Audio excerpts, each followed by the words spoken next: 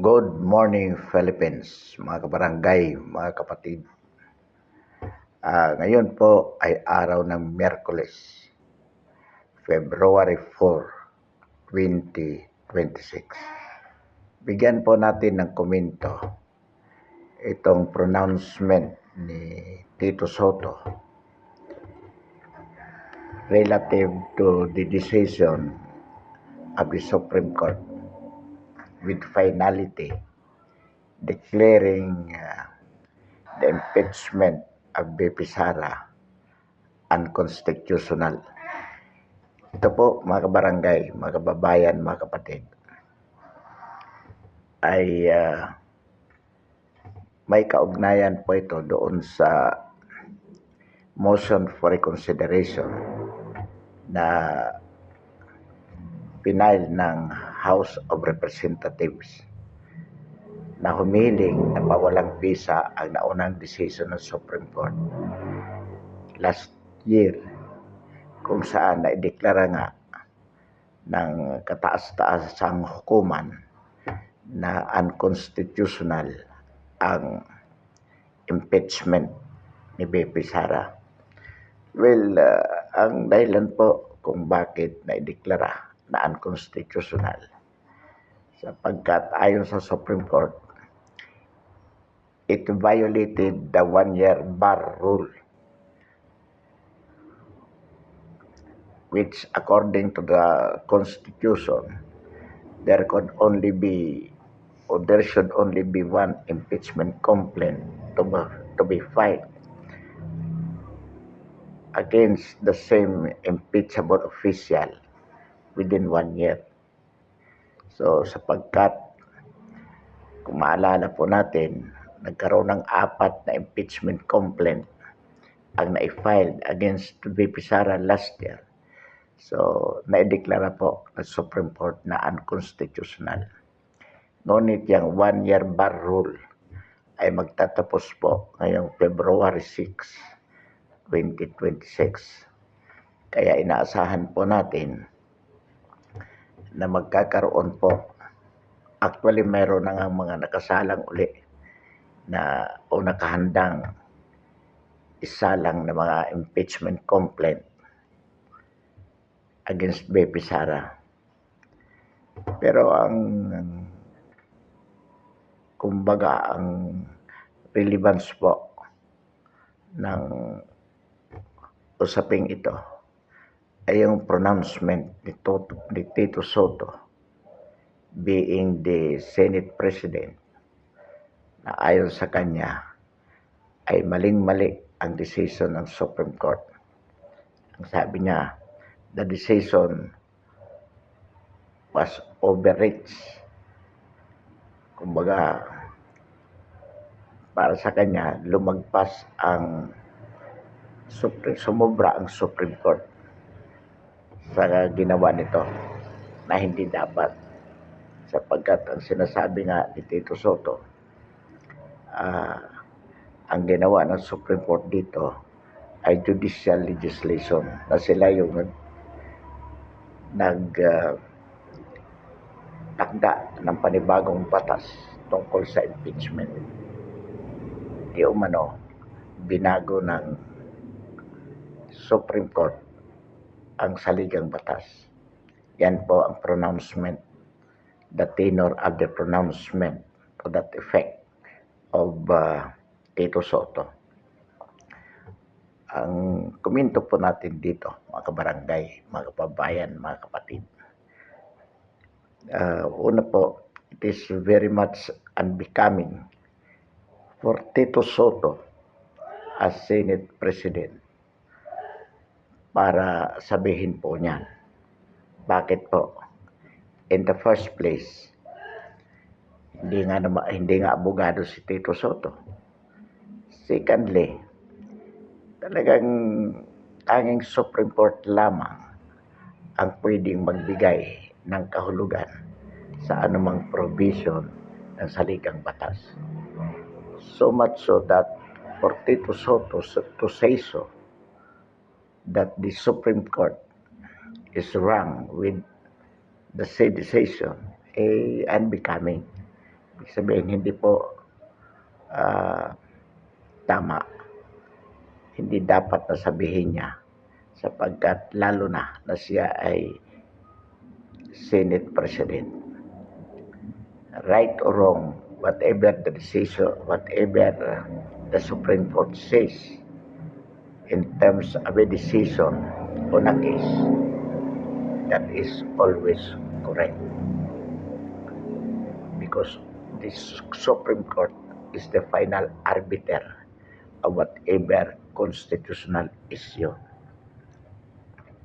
Ang mabigat pa dito, mga kabarangay, mga kababayan, mga kapatid, itong sinasabi pa ni Tito Soto na kailangan dahil sa nangyari, kanyang isinusulong o isusulong ang charter change o CHATSA.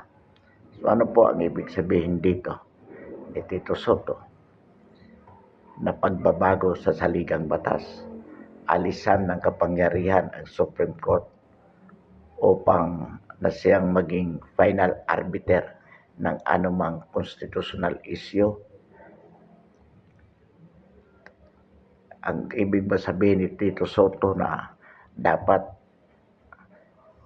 sa konstitusyon ilagay na ang Kongreso ang may karapatan na magbago,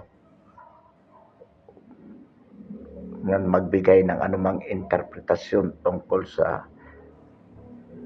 issue ng saligang batas? Pagka ganun po ang mangyayari, talagang nagiging paloko-loko na itong bansa natin. Sa ngayon, kung titingnan po natin, we have an addict president, a very corrupt. Wala pong nangyayari sa gobyerno natin. Kaya paloko-loko.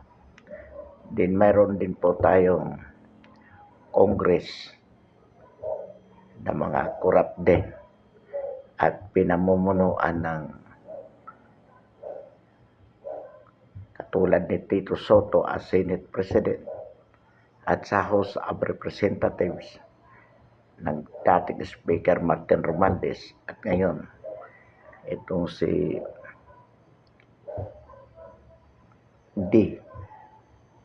Bujide na mukha naman ding wala nang umupo, wala pang nagagawa sa House.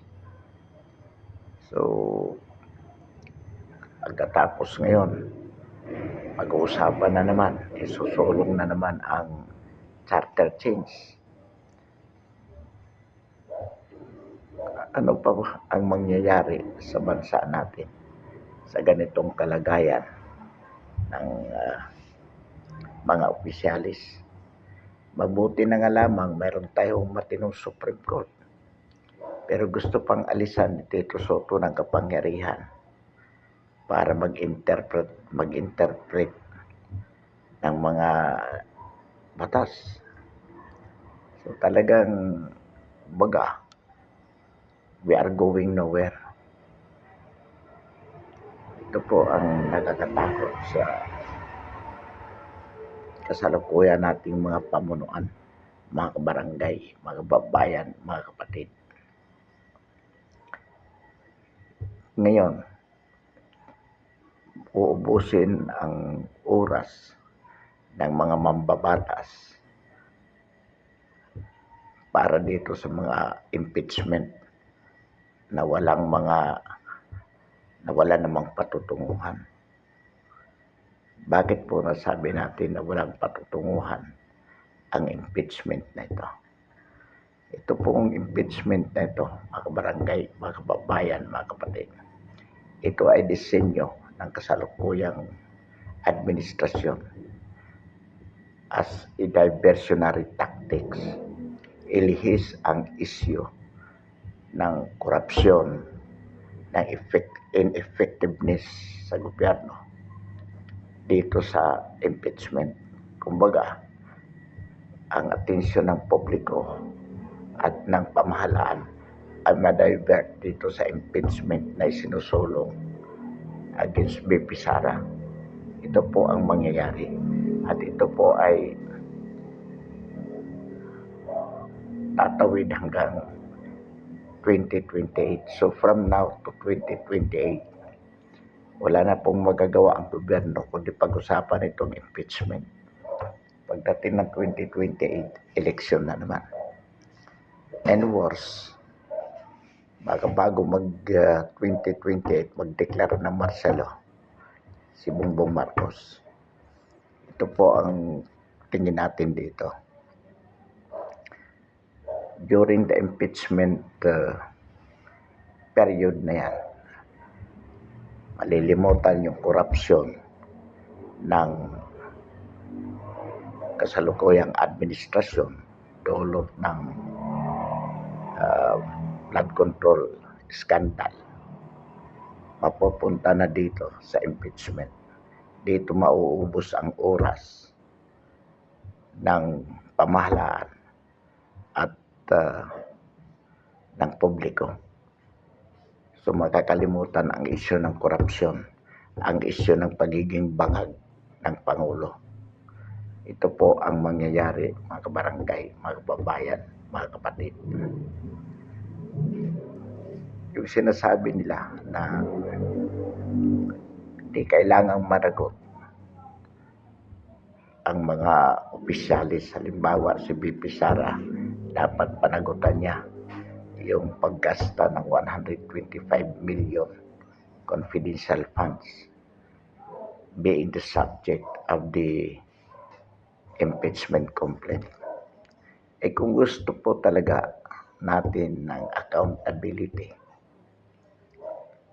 dapat ang ma-impeach dito si Bongbong Marcos sapagkat mas malaki pong ninakaw na pera ang Pangulo kasabwat si Saldico, si Martin Romualdez at ng mga congressmen at senador. Yung alam po naman natin na yung 2025 national budget ay pinaghati-hatian lang in terms of congressional insertion ng mga hindi lang congressional pati sa executive department. So practically speaking, pinaghati-hatian nila ang national budget ng 2025. In terms of mga, kunwari may mga projects allocated para sa mga congressmen at senador, pero lahat ng iyon binayaran ng buo pero mga ghost projects or substandards. Kaya kinuha lang talaga nila ang pera, ibinulsa nila. At ayon pa sa balita, ang 2026 national budget is no different from 2025. So in other words, kung anong corruption, whatever degree of corruption that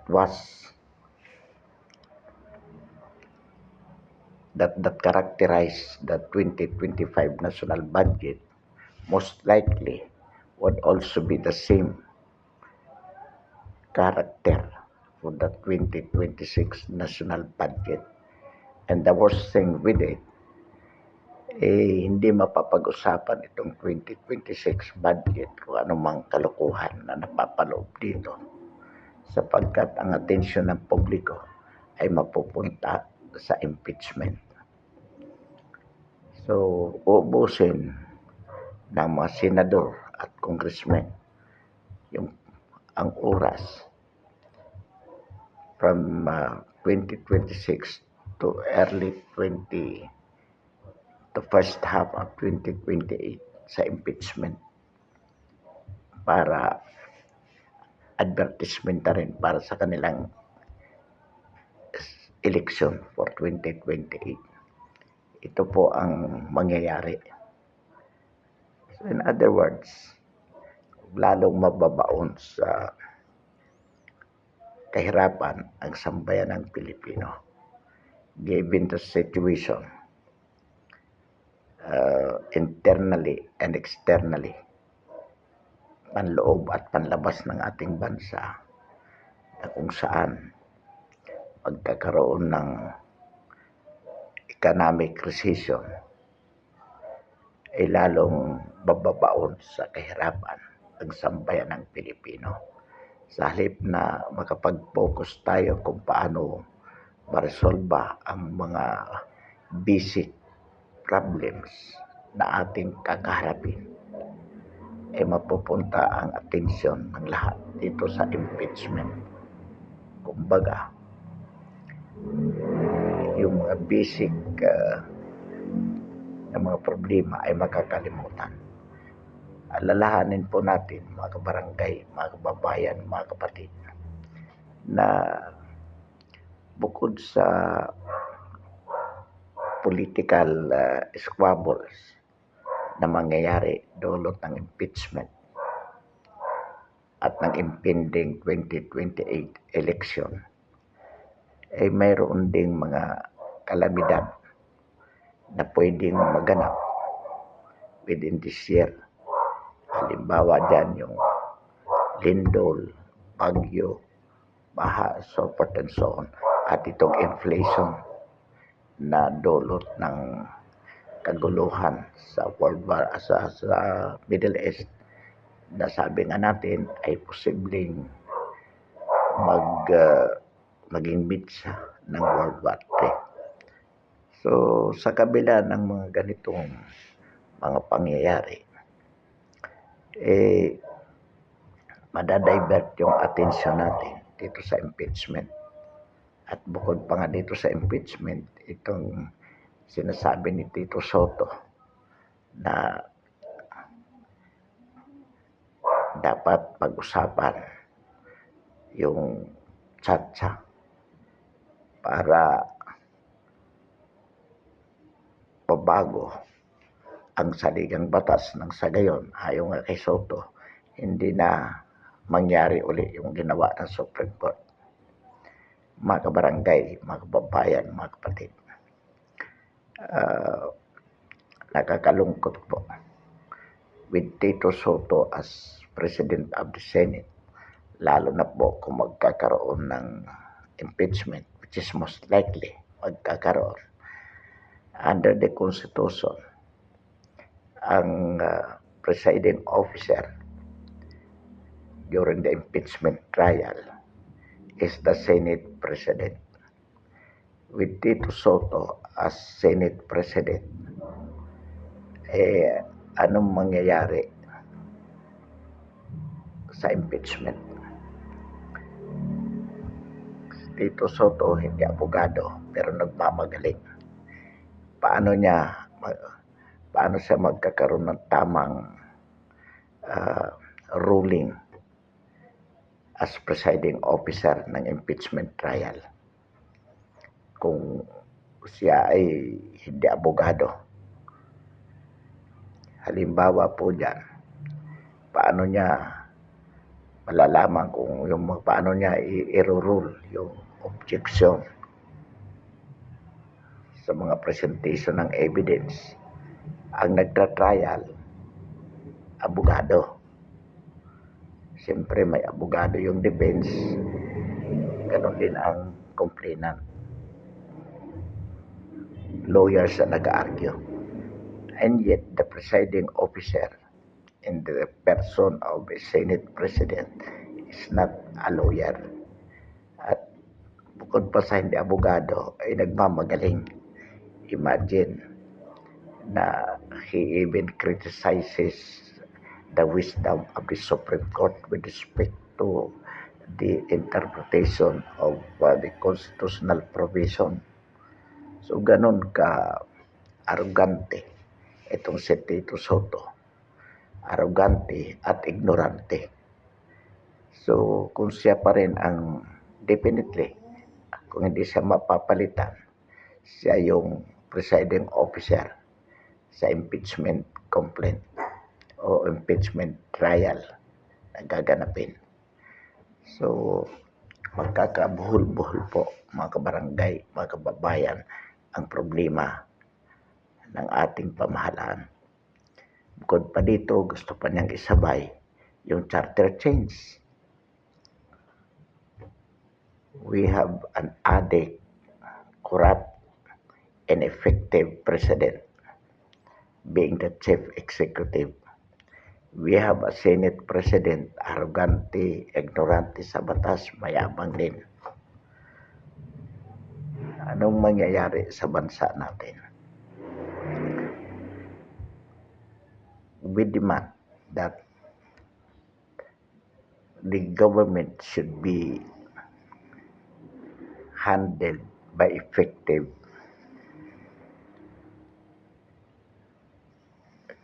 and clean public officials. Pero ang nangyayari po sa atin ngayon, both Congress and Executive, ipaloko-loko at gusto pang, kumbaga, criticize pa ang judiciary. At the moment, judiciary na lang ang mukhang matino under the Supreme Court. Pero under attack pa rin ang Supreme Court ng knowledge by the Senate President. So ano pa po ang mangyayari sa bansa natin? Kaya ang panawagan po natin sa Senado in general, dapat po palitan na nila si Tito Soto. Marami pong mga qualified Senate President, lawyers. Andyan po si Escudero, si Senator Marcolita, si Senator Cayetano Alan. So, itong mga to magaling at mukha namang mga hindi corrupt. Pwede pong maging epektibong Pangulo ng Senado. Lalong-lalo na po kung during the impeachment trial. It is a must that either of the three, Escudero, Marcolita, Cayetano, ang maging president ng Senado to effectively handle the impeachment trial as a presiding officer. At talamang mga senator at congressmen, sana magkaroon po sila ng sense of nationalism na talagang kung ano ang dapat, siya po ang manaig. Hindi yung ang mga senador ay boboto dahil binayayaran sila. Katulad nung nangyari kay dating Supreme Court Chief Justice Corona, na Corona was convicted not on the merits. He was convicted because the senators were paid by then President Noynoy Aquino. Yun po ang katotohanan. At ngayon po,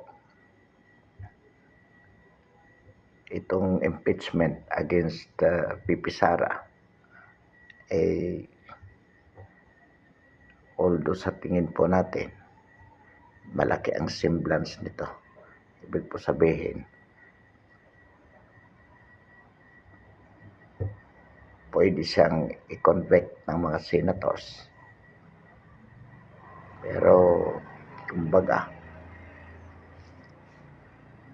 sa tingin naman natin, we are confident somehow na hindi naman ganong kakorap ang mga senador.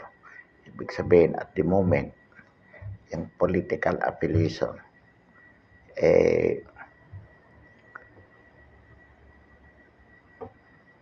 mahirap makuha yung 16 votes of the Senate to convict VP Sara. Ang panawagan po natin, mga barangay, mga kababayan, mga kapatid, sa mga congressmen at sino mo mga complainant sa impeachment, na kung talagang kayo ay tuong for accountability Ang dapat po talagang ma-impeach dito si President Bongbong Marcos, sapagkat maliwanag po na talagang mayroong sapat na dahilan para siya ma-impeach. Itong massive corruption na to, yung kanyang pagiging addict na lang, yan ay talagang malaking ebidensya na yan against him. Take note na ang kalusugan ng Pangulo is a national issue. The public is entitled to be ensured whether or not the president is physically and mentally fit to govern. Kaya kailangan talagang dapat masigurado na hindi siya addict. Dapat hair follicle test siya. Yan po ang dapat. Yung pananagutan niya sa korupsyon, itong flood control project scandal ay talagang malaki po yan at malaking kapabayaan sa bahagi ng Pangulo. So,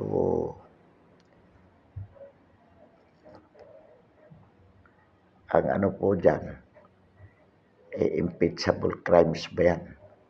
Well, under the terms of culpable violation of the Constitution and high crimes, pwede na pong pumasok yan kung talagang gugustuhin ng mga congressmen. Although hindi tayo umaasa na i-impeach nila si BBM. Bakit po? Sapagkat una, nababayaran ang mga congressmen.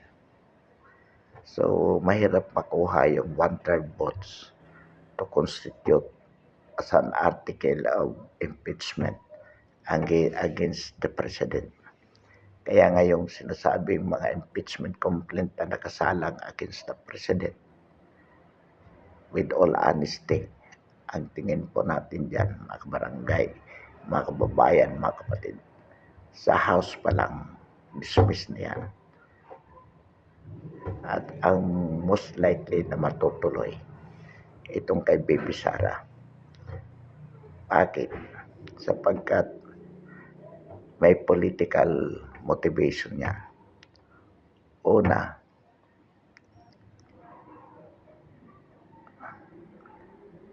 that will constitute as an advertisement sa bagay ng mga senador at congressmen para sa kanilang 2028 political ambition. Malalagay sila sa limelight. Ibig sabihin dyan, ma-expose sila without cost, personal cost on their part. Libre advertisement yan. As panonoorin ng tao yung advertisement, yung impeachment hanggang 2028. So tatapusin nila yan baka mga 2027 December para manatili na buhay sa tao. So that is number one motivation para sa impeachment against BP Sara.